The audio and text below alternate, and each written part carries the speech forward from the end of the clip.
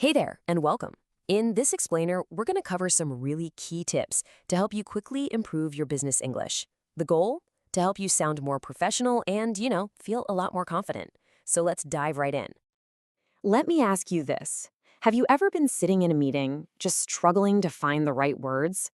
That awful feeling where you're worried you just don't sound professional enough? It's a really common feeling, believe me.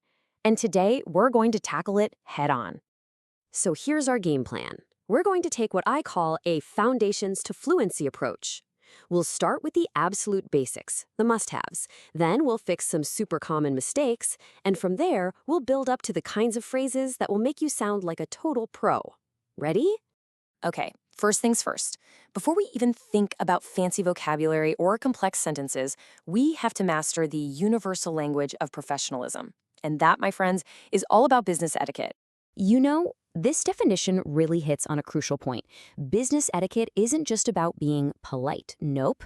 It's about creating an atmosphere of mutual respect where communication can actually, work. This is the bedrock for everything else we're going to talk about.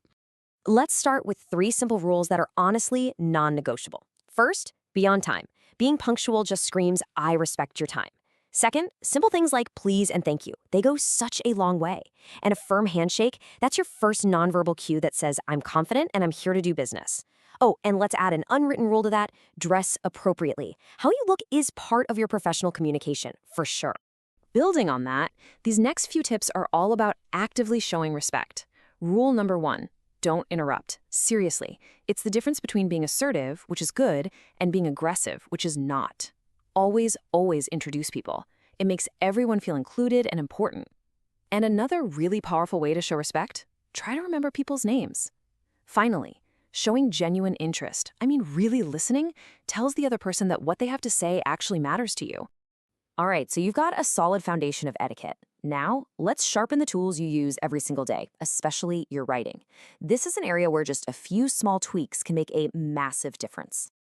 We're going to zoom in on a really specific but oh so common mistake that I see all the time in emails from non-native speakers. It might seem like a tiny little error, but getting it wrong can completely flip the meaning of your sentence and cause some serious confusion.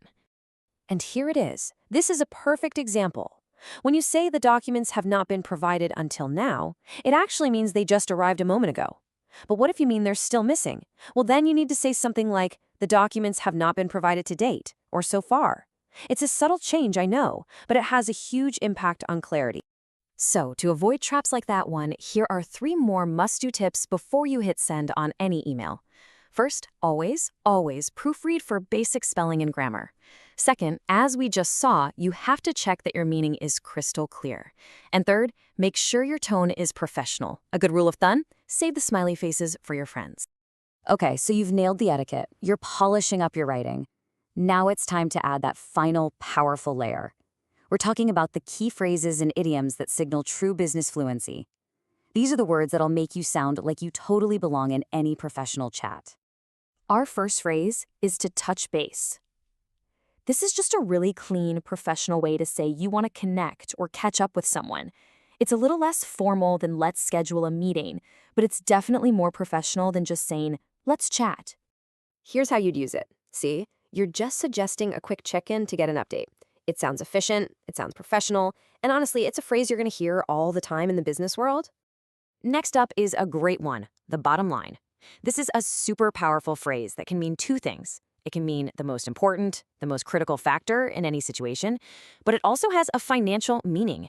It can literally refer to the final profit or loss a company makes. In this example, the bottom line is being used to just cut through all of the noise and state the single most important goal. It's like saying, hey, when all is said and done, this is what really matters. Oh, this is a fantastic idiom to have in your back pocket. A ballpark figure is simply a rough estimate. You use this when you don't need a super precise calculation. You just need a general idea of a number or a cost.